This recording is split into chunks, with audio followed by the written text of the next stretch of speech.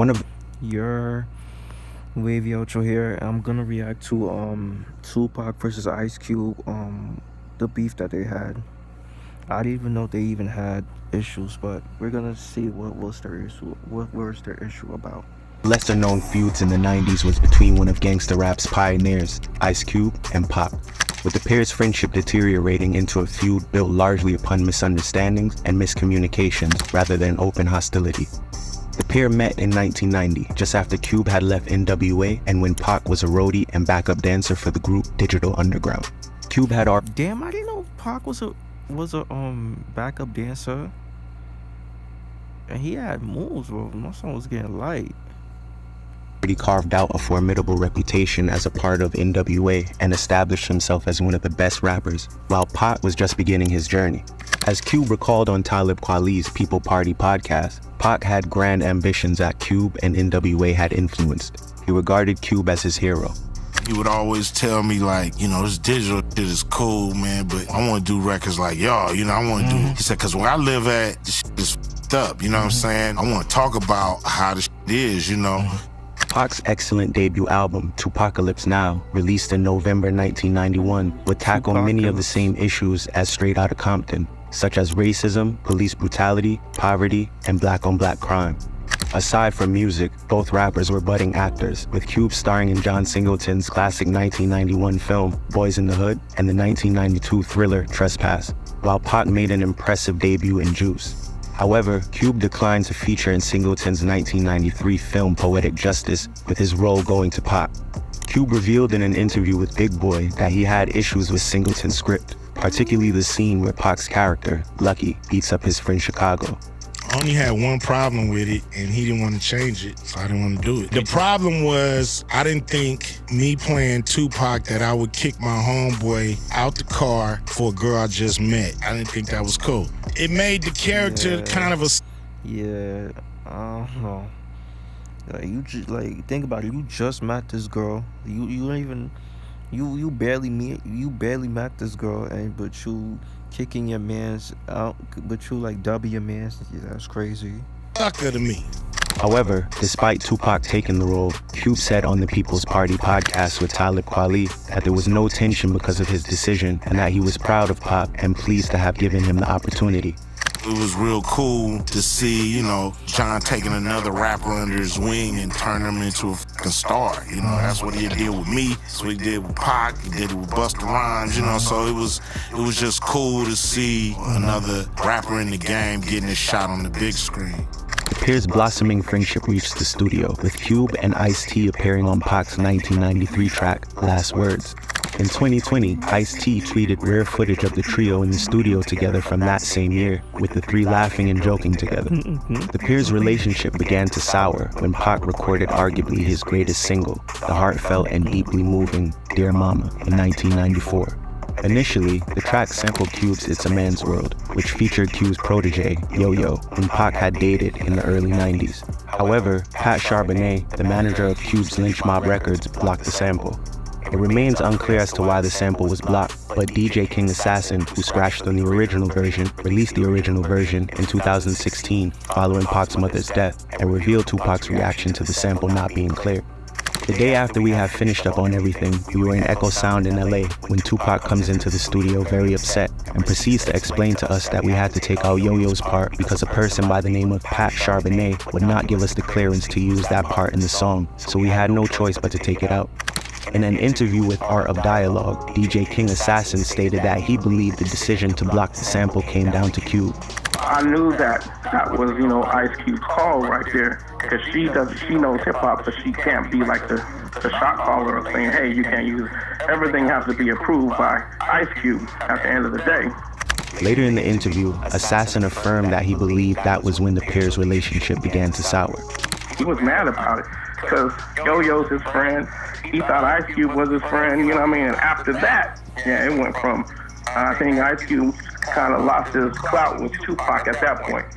Despite the Dear Mama incident, Pac was slated to be a part of Cube's America's Most Wanted tour in late 1994, months after Dear Mama had been recorded. However, Pac missed the tour as he was unable to leave the US because of his ongoing sexual assault case. Oh yeah, his legal issues. was eventually incarcerated in early 1995. In Pac's absence, Cube began to engage in a feud with Chicago rapper Common. Cube had taken exception to Common's 1994 track, I Used to Love Her, a track cleverly detailing the history of hip-hop through the metaphor of a woman. Particularly, Cube was unhappy with Common's suggestions that gangsta rap had potentially tainted hip-hop, with Common rapping, talking about popping Glocks, serving rocks, and hitting switches. Now she's a gangster, rolling with the gangster, always smoking blunts and getting drunk, telling me sad stories. Now she only fucks with the funk. Cube hit back on Westside Slaughterhouse, making things personal. Used to love her, mad cause we f***ed the p***y whip with no common sense. Pac's former protege, Napoleon, told the Art of Dialogue that Pac considered backing Cube in the diss, but Pac's own problems with Cube stopped him. I remember around the Death Row things when the East Coast, West Coast was heating up. I think Common and Cube was going through their beef, like they was dissing each other. And I remember Pac was like, see man, if I was cool with Cube right now, I'd be going at Common for him. But now I'm staying out of it. Pac may have been annoyed at Cube's lack of support while he was in jail, although neither party has officially confirmed that. With Pac in prison, Cube had arguably become the West Coast leading artist. However, upon his release, Pac made an emphatic return with California Love before releasing the legendary diss track Hit 'Em Up in June 1996, an ultra-aggressive attack primarily aimed at Biggie and Puff. Cube stated in an interview with Genius that he felt Pac went. Speaking of Puff, he's on hot waters right now. Bro, Puff is on hot waters right now. People is not jacking him right now.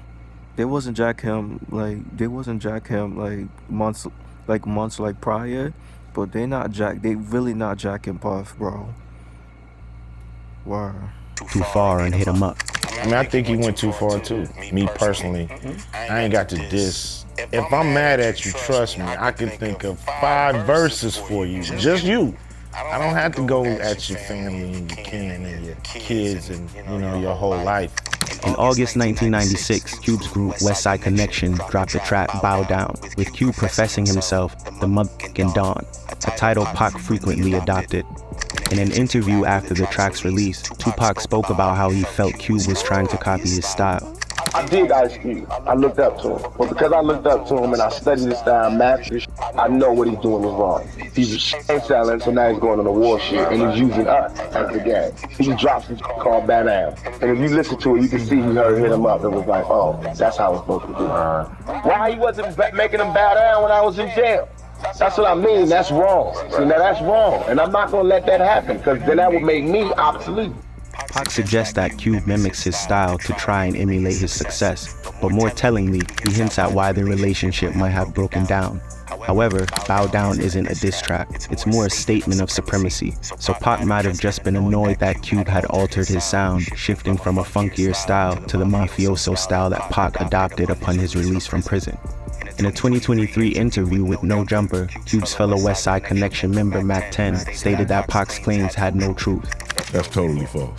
We was too into what we was doing to even care what Hit 'Em Up or no other record sounded like. Pac's death, just weeks after the release of Bow Down, meant that their feud was never resolved, and Pac didn't have a chance to respond to Bow Down, even if he had wanted to.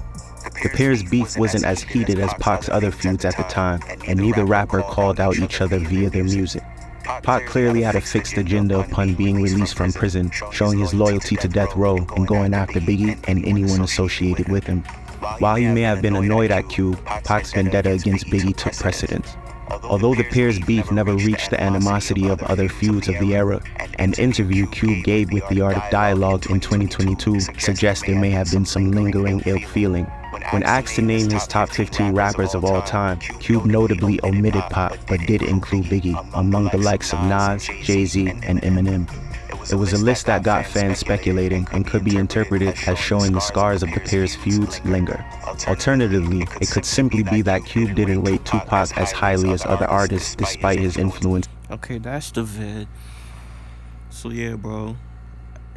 It looks like Pac and Cube had a misunderstanding. That's what it's all about. It's probably a misunderstanding, you feel me? But yeah, bro, let me know what y'all think about Pac and icecube, bro. Obviously they both legends. Pac and icecube, they're legends. They're veterans in this game. RP to Tupac. Rest in peace to Tupac. You know, yeah, bro. And comment down below. I wanna know this.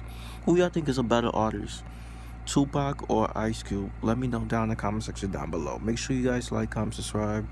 Y'all know the vibes. WavyOcho, check out you are.